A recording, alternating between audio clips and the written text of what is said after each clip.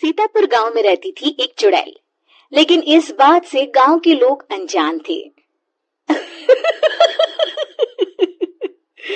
जब तक पूरे गांव की एक एक औरत के गहने मेरे पास नहीं आ जाते, मैं इस गांव को छोड़कर नहीं जाऊंगी, चाहे इसके लिए मुझे लोगों को गायब भी क्यों न करना पड़े।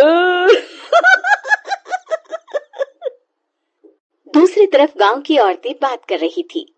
अरे सुन रही हो, ये देखो, मैंने कल ही नया हार बनवाया है सोने का, कैसा लग रहा है? बहुत ही अच्छा। अच्छा है ना, पहले तुम पहनो, फिर शादी में अपनी होने वाली बहू को दे देना। और क्या, सोने चांदी का यही तो फायदा है, जितना पुराना उतना महंगा। लेकिन एक एक पैसा बचाकर ये लेना सच में बहुत मुश्किल हो रहा था मेरे लिए। तभी वहां पहली का पति आ जाता है। गांव में एक औरत के घर के सोने के सारे गहने चोरी हो गए। लोग बातें बना रहे कि गांव में कोई चोर घुस आया है जो घर की कोई चीज को हाथ नहीं लगाता, पर सिर्फ सोने के गहनों को ही चुराता है। अब तुम ना अपने ये गहने संभाल कर रखना। हे भगवान, ये क्या बोल रहे हैं? ये तो वही बात हो गई कि गांव बसा नहीं और लुटेरे पहले आ गए। दूसरी तरफ गांव के ही एक घर में रंजना रहती थी। उसके पति का गांव में चाउमीन का ठेला था। एक दिन उसके घर में एक औरत आती है। अरे रंजना, तू गांव में नहीं है तो सोचा तुम्हें बता दूं। गांव में बात चल रही है कि गांव में एक चोर घुस आया है जो घरों के सोने के गहने चुरा लेता है। अरे मैं तो सिर्फ ये कान की छोटी सी बाली ही सोने की पहनती हूँ, बाकी गहने तो मैंने गांव के बैंक में लाकर रखे हैं। ये क्या होता है? ना बाबा ना, हमारे गांव की औरतें तो गहने अपने पास ही रखती है। जब कहीं जाना हो तो बस अलमारी से गहने निकालो और पहन लो। दूसरी तरफ एक औरत हाथ में टोटके वाली छोटी सी गुड़िया लेकर घर में चली आती है। अरे कोई है? घर की औरत है क्या? क्या है ये गुड़िया? ये कोई ऐसी वैसी गुड़िया नहीं है, ये जादुई गुड़िया है। इसको घर की अलमारी में रखना। अगर तुम्हारे घर पर किसी की बुरी नजर होगी तो रात भर में ये पतली सी गुड़िया मोटी हो जाएगी। मैं कल आकर ये गुड़िया ले जाऊंगी और तुम्हारे घर की सारी बुरी नजर छूट जाएगी, समझी? अरे वाह, ये तो बहुत कमाल की गुड़िया है, दे दो। कितने की है एक? अरे नहीं नहीं नहीं, ये फ्री की है।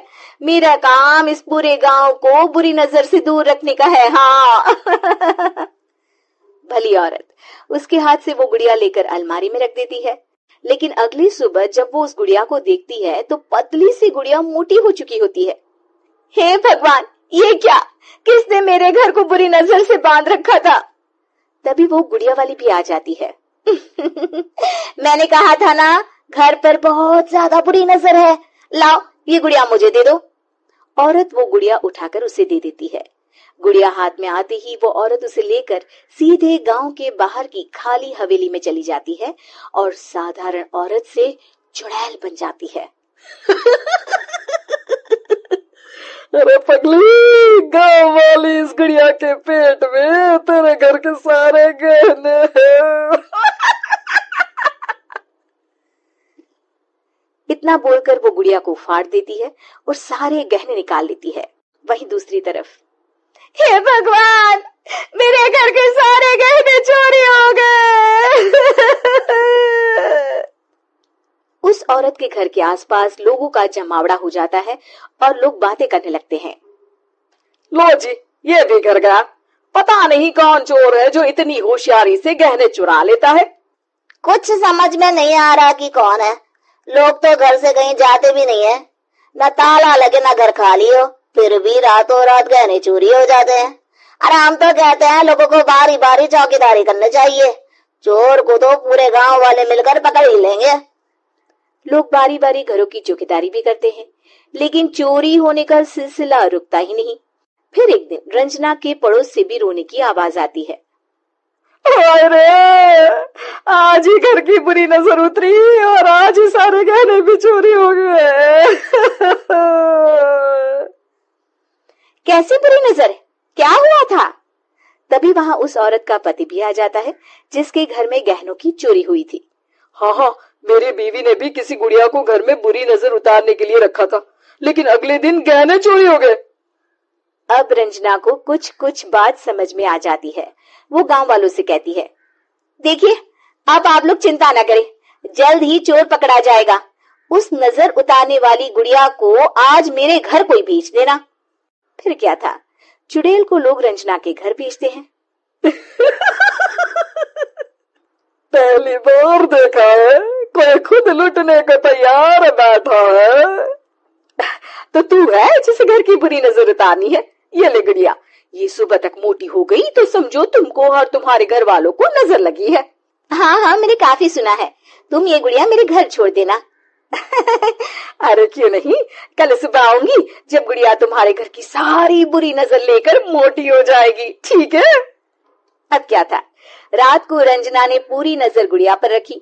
वो अपने पति और गांव के कुछ लोगों को घर की खिड़की से घर के अंदर नजर रखने को कह देती है, और फिर जो नजारा सब देखते हैं वो हैरान करने वाला होता है। गुड़िया धीरे से अलमारी खोलकर बाहर आती है। अलमारी के सारे गहने लेकर घर में जहां जहां गहने होते हैं वो लेकर अपने मुंह से खा जाती है। वो जितने गहने खाती उतनी ही मोटी हो जाती और फिर अलमारी में बंद हो जाती है। गांव वाले डर के मारे वहीं बेहोश हो जाते हैं। लेकिन सुबह जब वो औरत गुड़िया लेने आती है, रंजना उसका सामना करती है। ये देखो गुड़िया कितनी मोटी हो गई है, लगता है मेरे घर में बहुत लोगों की नजर लगी है। लाला ये गुड़िया मुझे दे दे, अरे बहुत कीमती गुड़िया है ये। तेरे घर की सारी बुरी नजर मैं गांव के बाहर वाली हवेली में फेंक आती हूँ। शाम को फिर लोगों के घर इसे लेकर जाना है ना, इसमें तो मेरी जान बसती है, जान। रंजना गुड़िया को चुड़ैल की तरफ बढ़ा देती है, लेकिन फिर वापस ले लेती है और गुड़िया के हाथ मोड़ देती है। जैसे ही गुड़िया के हाथ मोड़ती है, चुड़ैल का हाथ भी मुड़ जाता है। अच्छा, तो ये वो गुड़िया है जिसमें तुम्हारी जान बसती है। अब सुन चुड़ैल, तेरी सारी हकीकत सबके सामने आ गई है। या तो गांव वालों के गहने लौटा दे, नहीं तो मैं इस गुड़िया की गर्दन मोड़ दूंगी। चुड़ैल डर जाती है। अरे नहीं नहीं, मेरी गुड़िया दे दो, मैं सबके गहने वापस कर दूंगी। ठीक है, अब भी जा और सबके सारे गहने वापस कर। चल निकल यहाँ से। चुड़ैल सबके गहने लौटा कर रंजना के पास आती है। ला दे मेरी गुड़िया रंजना, इसके अंदर के गहने निकाल ले, लेकिन गुड़िया वापस दे दे। लेकिन रंजना जानती थी कि जैसे ही गुड़िया चुड़ैल को देगी उसकी शक्ति वापस आ जाएगी। चुड़ैल, तू तो चुड़ैल ही रहेगी, ये मैं जानती हूँ। अरे नहीं नहीं नहीं, मैं गांव छोड़कर चली जाऊंगी, किसी को परेशान नहीं करूंगी, वादा करती हूँ मैं। लेकिन रंजना उसकी एक बात नहीं सुनती और गुड़िया का सर उसके शरीर से अलग कर देती है। चुड़ैल सर अलग होती ही गायब हो जाती है। गांव वाले रंजना के साहस और बुद्धि की खूब प्रशंसा करते हैं।